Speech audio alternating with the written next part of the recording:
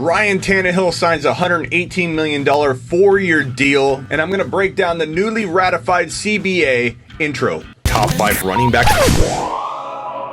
You're watching the Fantasy Football Show.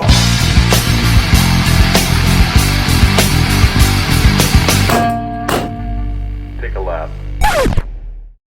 Okay, to put it simply, in 2020, we're staying with a 16-game regular season, but the postseason is going to expand from 12 teams to 14, which is going to be a huge impact. But we're not going to 17 games until 2021. So in 2021, the NFL has the option to expand the regular season from 16 to 17 games. If and when that does happen, each team will receive a bye week in place of the 4th preseason game. That's the season impact. Annual revenue splits: 2020, owners receive 53%, players receive 47. In 2021 through 2030, owners receive 52, players receive 48. Salaries by 2029 will be a minimum $1 million.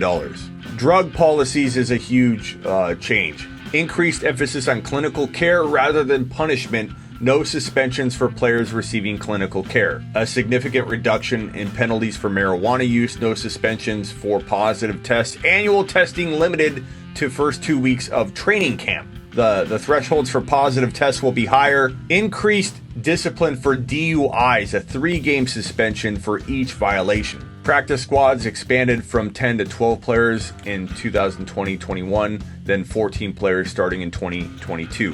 Increased fines for holdouts and players leaving training camp without permission. Players under contract who failed to report to camp on time, or a player that leaves the team for more than 5 days without permission, will no longer be eligible to earn an accrued season for that year. That's a pretty big deal. International games: no more than 10 international games per season from 2020 to 2025. There are some other details, but I think that breaks it down pretty well. A lot of people have been asking me, Smitty, what's the new CBA mean for the league? What's it mean for 2020? Now you know. We're not going to 17 games until 2021, or potentially 2021, but the expanded playoffs happens right away. Tannehill. While I don't think Tannehill's worth $118 million, I think that the Titans had to make this move. They had to bring him back. That entire team is meshing well. They did well in 2020. They were a Super Bowl contending team.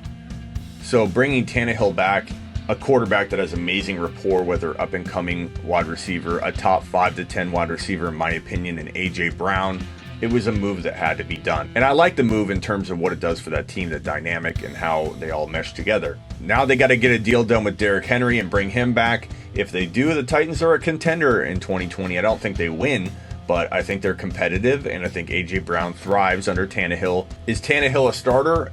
No. He's a good backup, maybe, but he's not a fantasy football starter in this deep fantasy football QB pool heading into 2020.